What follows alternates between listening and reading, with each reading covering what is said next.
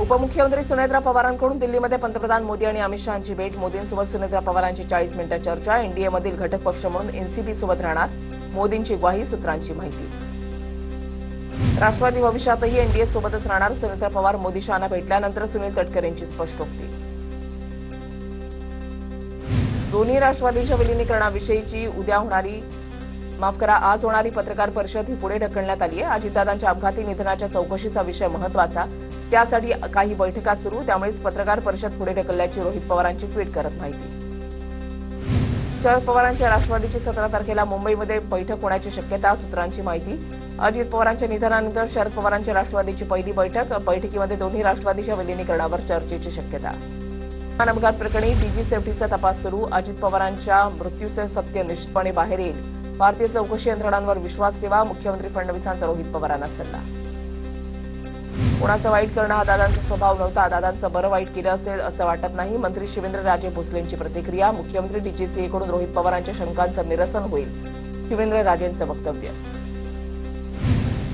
रोहित पवारांना शंका असल्यास चौकशी झाली पाहिजे. अजित पवारांच्या विमान अपघातावर मराठा आंदोलक मनोज जरांगेंचं वक्तव्य. पूर्व विदर्भातील नेत्यामुळे दादांना उशीर झाला का? चौकशी झाली पाहिजे. रोहित पवारांच्या आरोपांवरून पूर्व विदर्भातील नेता कोणत्या पक्षाचा आहे हे तपासलं पाहिजे, संजय राऊतांची मागणी. रोहित पवारांच्या चौकशीच्या मागणीचं आमच्याकडून समर्थन. दोषींवर कारवाई झाली पाहिजे, पण अजित पवार यांच्या अपघाताला राजकीय झालर देऊ नका, अनिल पाटलांचं आवाहन. भाजप म्हणजे विषारी नाग. भाजपला संशयानंच पाहिलं जातं. आम्ही भाजपसोबत दुश्मनी केली आहे, ते आमच्याकडे कधीही नाक पाठवू शकतात. बच्चू कडूंचा हल्लाबोल. पवारांच्या प्रश्नांवर उत्तर न देता त्यांना ट्रोल केलं जात आहे. अजितदादांच्या अपघाताचा सखोल तपास झाला तर मोठे मासे अडकणार. शरद पवारांच्या राष्ट्रवादीचे प्रवक्ते विलास लमांडेंची प्रतिक्रिया. आमच्या पक्षातील निर्णयाविषयी इतरांना बोलण्याचा अधिकार काय? अंत्यविधीची तयारी सुरू असताना विलीनीकरणाची चर्चा कुणी केली? सुनेत्रा पवारांचा शपथविधी घाईत झाल्याच्या आरोपांवर सुनील तटकरेंचा रोहित पवारांना टोला. घाई शपथविधी झाला यावर कोणालाही बोलण्याचा संबंध नाही. रोहित पवारांच्या टीकेवर अनिल पाटलांचं उत्तर. तर शपथविधीला निर्णय पक्षातील नेत्यांचा पंकज भोयर यांचं स्पष्टीकरण. राष्ट्रवादी काँग्रेसच्या राष्ट्रीय अध्यक्षपदी सुनेत्रा पवार यांची निवड होणार, सूत्रांची माहिती. फेब्रुवारीच्या शेवटच्या आठवड्यात किंवा मार्च महिन्याच्या पहिल्या आठवड्यामध्ये होणार घोषणा. घोषणेसाठी पक्षाच्या राष्ट्रीय कार्यकारिणीची होणार बैठक. डीजीसीएकडून बारामती विमानतळाची पाहणी. विमानतळाची सुरक्षा व्यवस्था, धावपट्टीची स्थिती आणि तांत्रिक सुविधेचा आढावा. लवकरच सविस्तर अहवाल सादर करणार. अजित पवारांच्या संग्रहालयावरून जय पार्थ पवारांमध्ये मतमतांतर, सूत्रांची माहिती. जय पवारांचा पुण्यासाठी आग्रह, तर पार्थ पवार बारामतीसाठी ठाम. मुख्यमंत्री आज पुणे जिल्ह्याचा आढावा घेणार. दुपारी 1 वाजता व्हीसीद्वारे बैठक. सगळ्या आमदारांना बैठकीमध्ये उपस्थित राहण्याच्या सूचना. अजित पवारांच्या पुणे जिल्ह्यातील प्रस्तावित विकास कामांना फडणवीस चालना देणार. अजित पवारांच्या निधनानंतर पालकमंत्री सुनेत्रा पवार आज पहिल्यांदाच पुणे डीपीडीसी बैठक घेणार. सगळ्या आमदार आणि खासदार आणि जिल्हा नियोजन समिती सदस्यांना बैठकीचं निमंत्रण. सुनेत्रा पवार व्हिडिओ कॉन्फरन्सद्वारे लावणार हजेरी.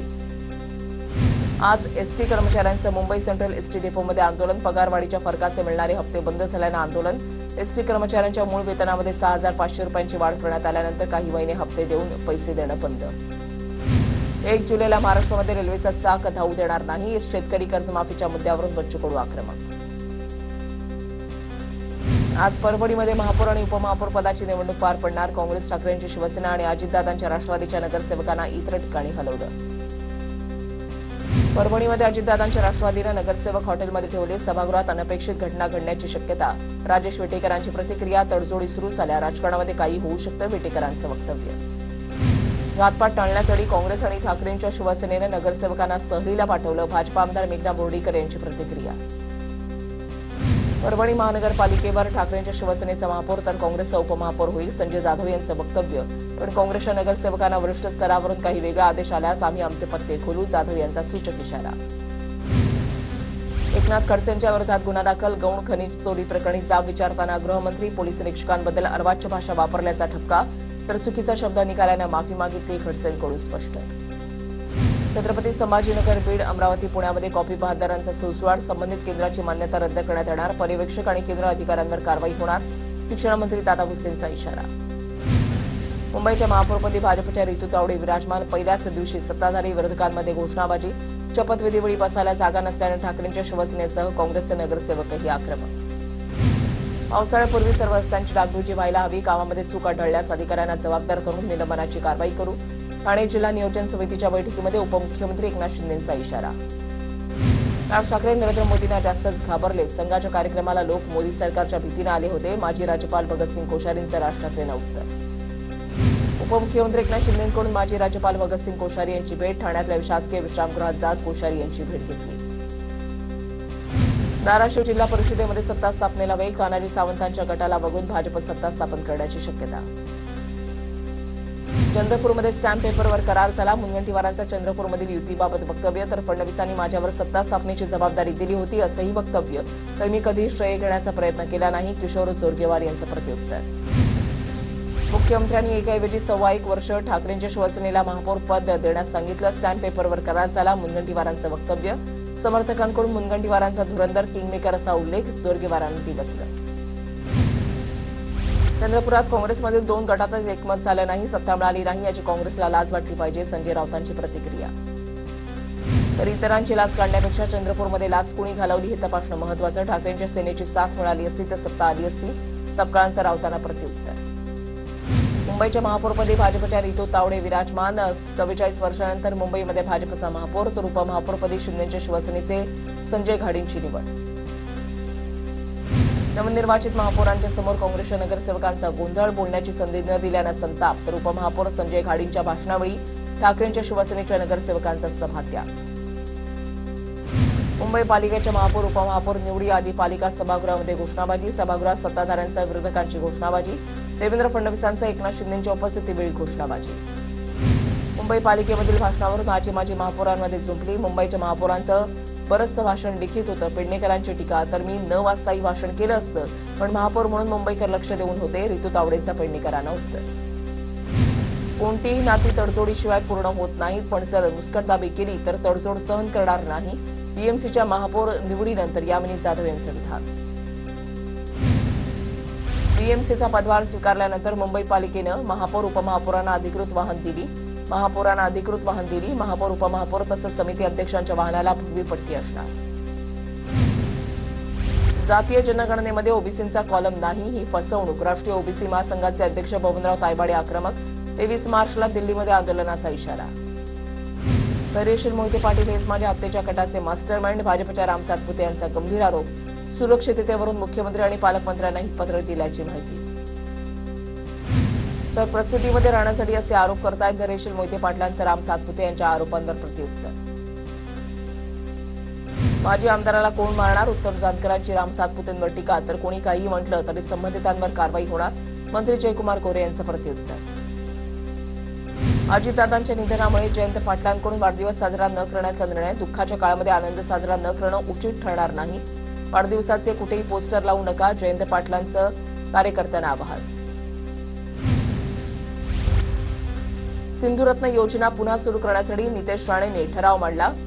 राज्य नियोजन मंडळाच्या बैठकीमध्ये योजना लवकर सुरू करण्याची मागणी करणार. नितेश राणेंची प्रतिक्रिया.